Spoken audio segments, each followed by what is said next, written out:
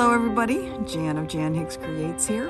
Welcome back to my Flosstube channel. We are at Flosstube 172 and I know it has been a hot minute. It has been. It's been longer. Actually, the minute has cooled down quite a bit. I have bark dropping on me randomly here. I wonder why. It is because I am in a beautiful state park on Dreher Island in South Carolina, which is just to the west of Columbia, South Carolina. It's gorgeous here, surrounded by beautiful tall pine trees with lots of squirrels, lots of birds. You may hear woodpeckers, you may hear geese. You will definitely hear boats. You can see the beautiful, this is Lake Murray behind me, and it is just a gorgeous setting. We've been here for 4 or 5 days now, just having a chance to relax a little bit. It's been a whirlwind of a trip so far with leaving my father-in-law's house in early December, traveling across the country, stopping at various stores, all with the goal of making it to Fort Lauderdale for the Flosstube at Sea cruise. I will be doing a separate video of the cruise highlights. I will also do a separate video of my visit to Barefoot Needle Art and the retreat that they had the first weekend in February, as well as, of course, all the store tour videos that I haven't gotten up yet. I haven't had a chance yet. Just real quick, the cruise was amazing. What a fantastic way to travel. It was just, of course, cruising to the Caribbean in January is never a bad thing, but then doing it with a bunch of people who love cross stitch as much as I do. The planning that Jean and Michelle and I put into the cruise all came to fruition, and it was just fun and interesting and not really relaxing, I think, for the three of us, but hopefully for many others. We did get a chance to relax and just enjoy being on the ship, but it was a fantastic time. I believe that Jean is going to be putting a video together. Maybe I saw something on Facebook about it, so maybe this weekend, about the 2025 Flosstube at Sea cruise. So if you are interested in that, it will also be leaving out of Fort Lauderdale towards closer to the end of January than the middle of January. But make sure you tune in to Jean's video to get all the details. And I'm going to try and have my recap video up by then. Next week we move on to the Nashville area, and it will be another week of really not a whole lot planned. So I really hope to get caught up on my videos next week and get at least all of them recorded, hopefully some of them edited and uploaded and scheduled. But yeah, lots going on, lots to share with you through this first month of the year. Here we are in February, I know, but it's been a crazy few months. Like I said, Dreher Island is where I'm located. I hope you enjoy the view behind me. I hope no bird poops on me.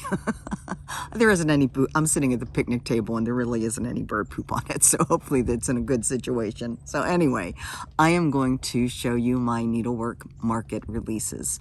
I am really thrilled with them this year. Not that I'm not thrilled with them every year, but yeah. I hope you like them too. I'm going to start with the smallest and work my way up to the biggest. So here we go.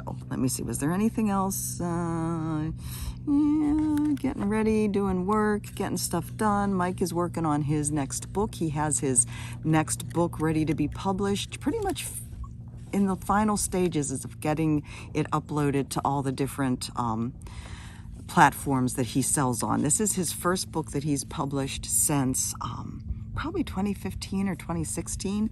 So we're all very excited and just thrilled that I sound like that line from, what is it, Apollo 13 that the astronaut wives say. Do you remember that? We're just excited and thrilled. Anyways, thrilled that Mike is getting another book put up there. So yeah, we're both just getting a lot done. Anyway, market releases. I'm going to start with Follow the Sun. Speaking of the cruise.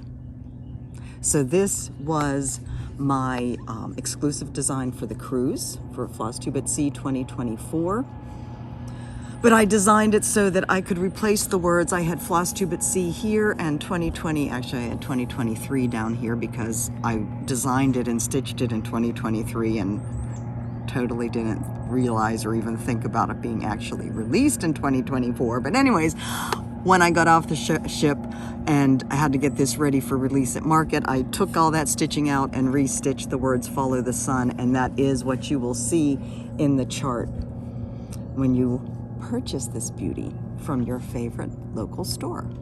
Or not so local store, online, whatever, it's all good. Anyways, Follow the Sea.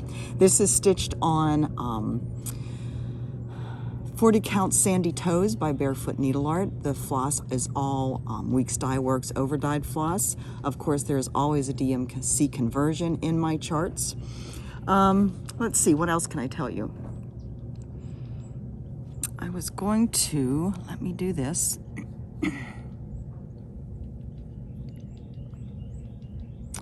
Follow the Sun. I think I said Follow the Sea. Did I say Follow the Sea? It should be Follow the Sun. The stitch size on this is 99 by 58. So not a big one. One of my smaller ones. It's kind of postcard size. And this has me thinking it might be kind of fun to see if I could figure out more postcard size designs playing off my travels. So you never know what the future holds, but Follow the Sun. The next little one I'm releasing at market is one you may have seen before if you get the Punch Needle and Primitive Stitcher magazine. This was my release for the magazine for the fall edition. So I am now releasing it to stores in general. This is a series, so this is fall. And of course it will be followed by the other seasons. This is stitched on 40 count Dwarf by Picture This Plus, with over-dyed flosses, and the stitch count on this is 79 by 88, so again a small one. So that is that one. The next one is my third in my Florographica 2 series, and this is African Daisy. My other Florographica 2 designs, Hydrangea and Iris, did use 2 cottage garden threads for the flowers. This one only uses 1. It is called Viola, and it is a purple that fades from a dark purple to a lighter lavender back to a dark purple. And so I manipulated the thread. The African Daisy flower is a flower, it has many different varieties, but it is one that, the one that I modeled this after was, has white centers kind of sunbursting out to purple. The floss is not white, it is a light lavender, but I kind of used that as my model to create and manipulated the floss to create a lighter center and then the darker out towards the edges of the flowers. And then the other flowers, the other colors, the gold is Weeks Dye Works Schneckley, and then I think ivy and monkey grass, also Weeks Dye Works, are the other colors. So this is the third in the series. It is 112 by 114. So one more. There's a boat coming towards us, which is what I was just looking at and probably what you're hearing.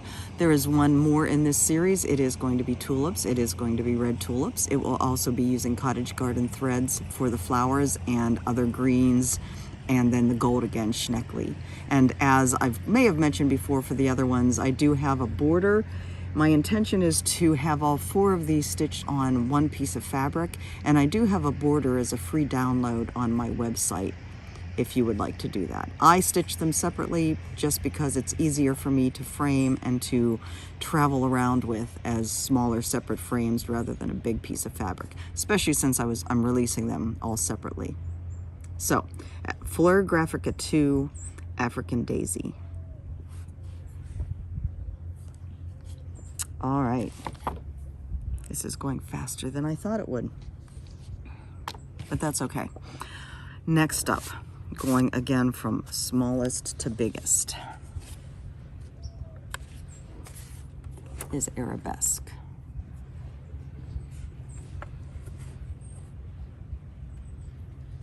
Arabesque is, as you can see, an all red sampler. I have been thinking about doing a red sampler for a while, but I didn't really know, you know me, I don't like doing things like everybody else does them. You know, I didn't want to have it look like a typical red sampler. When you think of red samplers, you think of Bristol samplers or marking samplers. I didn't want to do that, but I knew that I wanted an alphabet. And I saw this alphabet in some antique pattern book and fell in love with it. It was probably an Art Deco or Art Nouveau pattern book, and fell in love with it. And so I strove to keep all the other motifs that I used in that same feel of the Art Nouveau flow, the curved lines, nothing real strongly geometric. I especially like this little motif here because it's a happy little smiley face, and it makes me smile every time I see it. And I don't know whether you saw it, but you probably have now since I mentioned it, and you won't be able to unsee it. So yeah, this was stitched by my amazing model stitcher, Raymond Jenkinson Ng. And I don't know if I pronounced that correctly at all. So Raymond, please forgive me. And Tim, your husband, please forgive me if I've mispronounced that. I need lessons.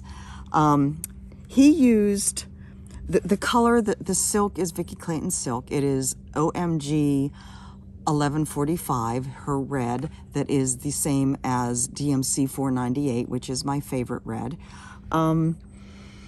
He used 2 strands of Vicky's superfine silk on this because he prefers to stitch with 2 strands and do the loop start, but 1 strand of her regular silks would also work. This is 46 count Winter White by Seraphim Hand Dyed Fabrics. 1 strand of Vicky's regular silks would also work on this, and that is what she will have packaged in her store. So yeah. Let me see what the stitch count is on this. This is I don't have my glasses on, 157 by 243. So it is a slightly bigger one. But I am just so pleased with how this turned out, and so happy with the model stitching that Raymond did for me. So that is release number 4. I do have 6 releases. All right. Next we have Lauravonn, 1853. This is a reproduction. There's campers. This is the time of day when campers start pouring in. It is Thursday afternoon, so today and tomorrow is when people are going to start arriving for the weekend. So there's a bit more traffic than there has been the entire time we've been here. Lauravonn, 1853. This was actually an exclusive that I did for the Sampler Guild of the Rockies last August. I can now release it to stores in general, so that's what I am doing. This was stitched by my amazing stitching friend, and friend in general. She's not just a stitching friend, she is my stitching buddy from way back when we worked together, back in the late 80s, early 90s. And Stitchura, she not only helped me incredibly by stitching this model for me, but she also helped me incredibly by making sure the PDF was what it needed to be to help you stitch it. This chart, so this is stitched in Vicki Clayton silks as well. Again, there's a DMC conversion. This is not a chart that can work on Aida cloth. It has to be done on a linen. And let me tell you why. There are some specialty stitches, and some of the specialty stitches are things that can be worked on Aida, which is the 4-sided stitch in this alphabet. But there is also I don't have my glasses on, and this is such fine. This is 40 count fabric. It is overcast by Cedar River linen. There is an eyelet stitch here, this alphabet. This alphabet and the wreaths on it. And you can't really tell from a distance. They are what's called an oblique Gobelin stitch. And that stitch is a slanted stitch, which is over 2 and up, no, over 1 and up 2 linen threads. So it's slanted, but not as slanted as a full half cross. It's you know, over 1 up 2. So it is not appropriate for Aida. But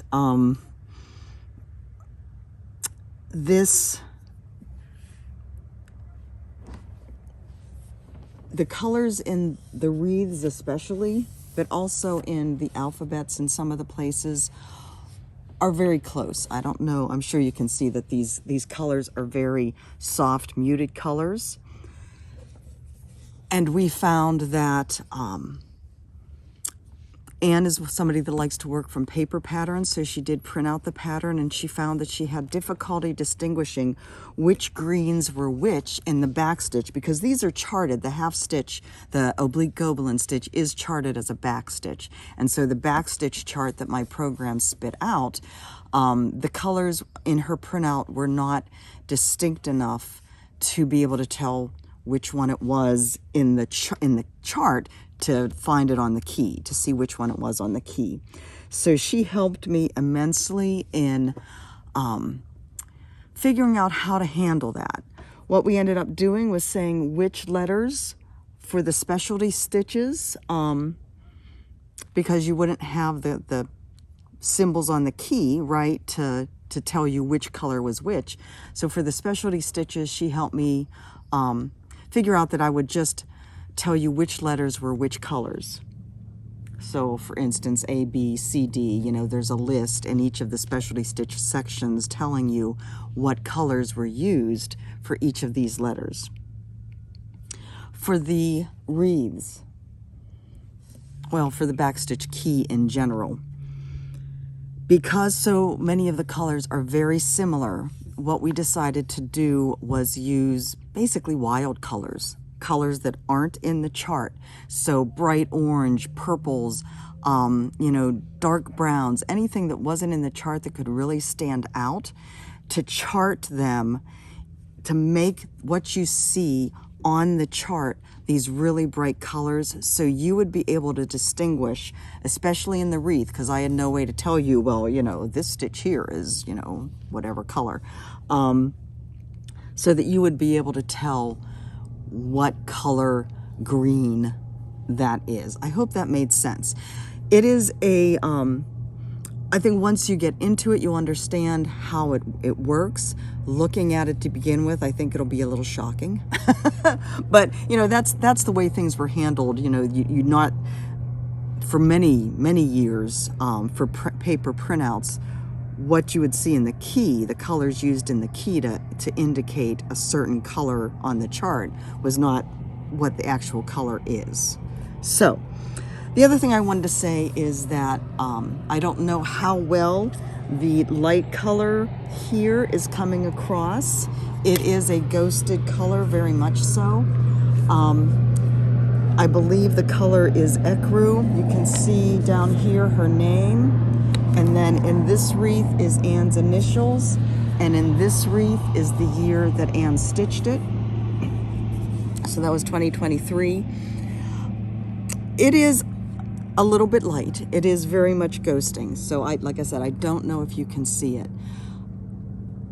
I would say if you are not happy with how light those colors are appearing on the fabric, then you're going to want a darker fabric so that they stand out more. And I wouldn't go a lot darker. This is a very pale, creamy tan color, but I wouldn't go a lot darker than this, but somewhat darker will give you those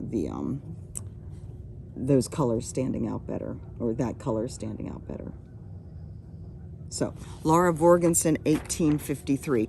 The thing I love about this that I didn't actually see until I started to chart this is there's this little stream down here and a little guy in a boat.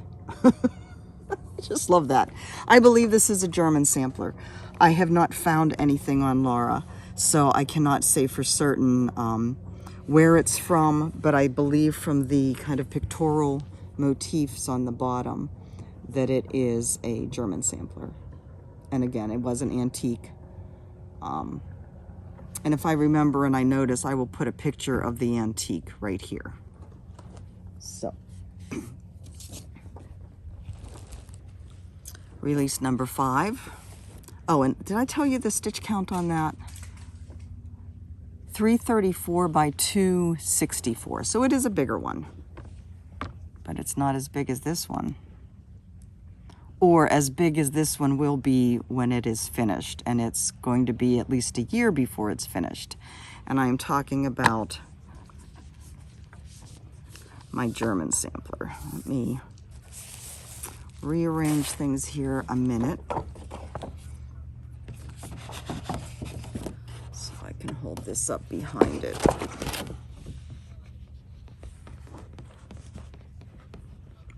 CRS 1713, Part 1.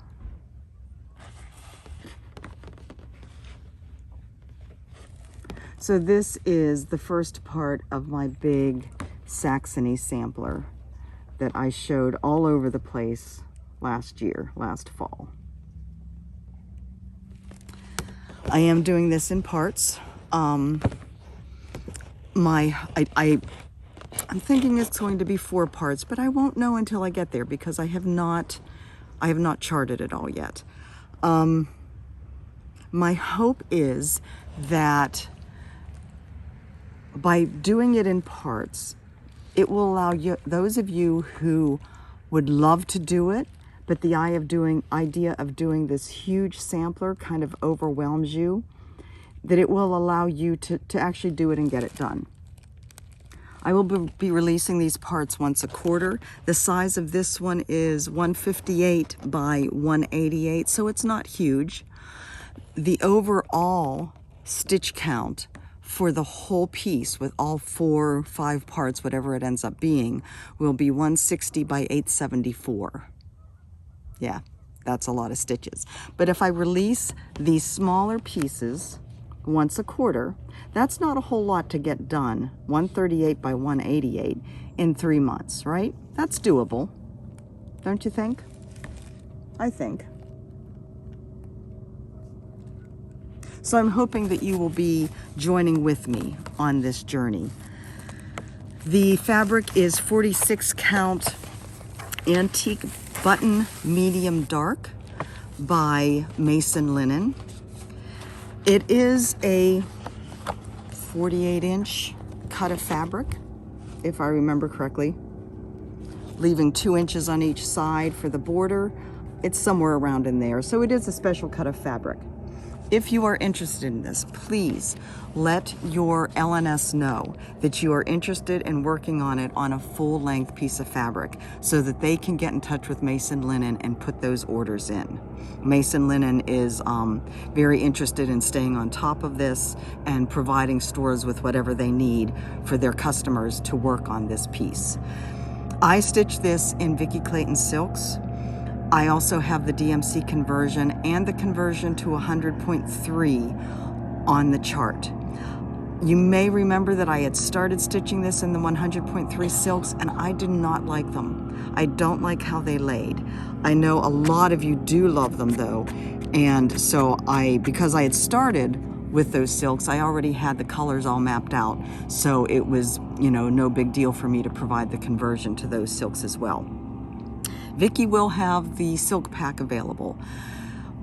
The colors used in this are not all the colors used in the whole sampler. So basically the silk pack will just contain the colors for this part, and then as other colors come into play, she will provide additional packs for those additional parts. Most of the colors are the same. There might only be, I don't even know if there's a half a dozen additional colors. Let's see. I was going to show you the antique too.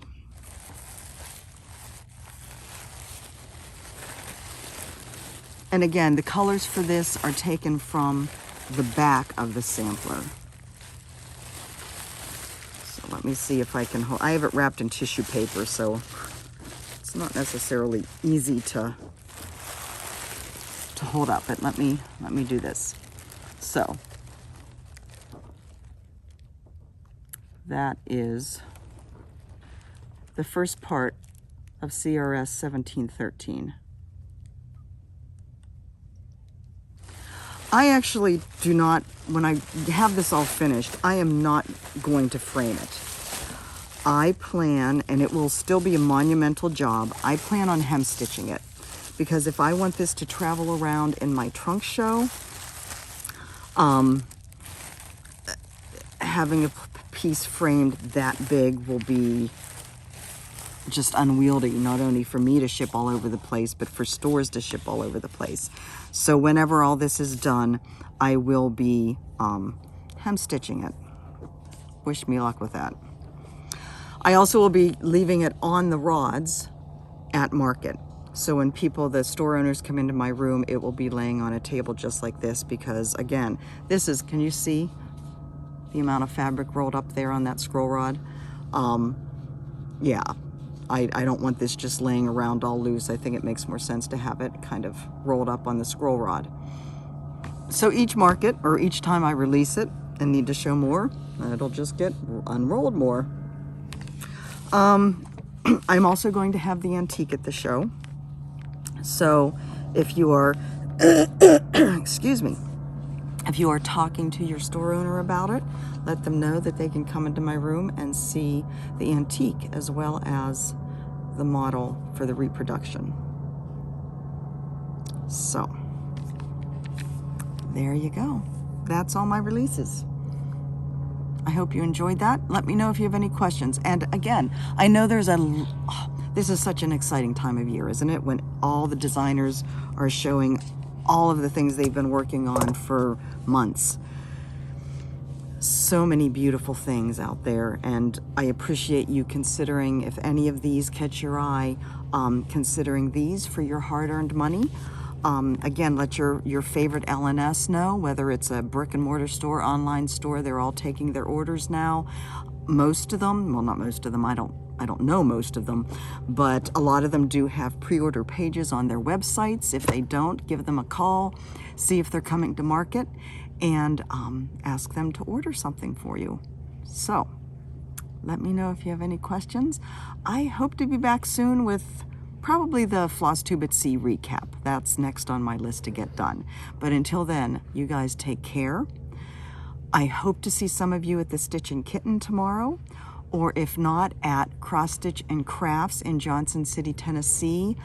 That is happening February 24th, I believe. I don't have it on my calendar, but I will look that information up and put it in the show notes so you can check that out if you happen to be in that area.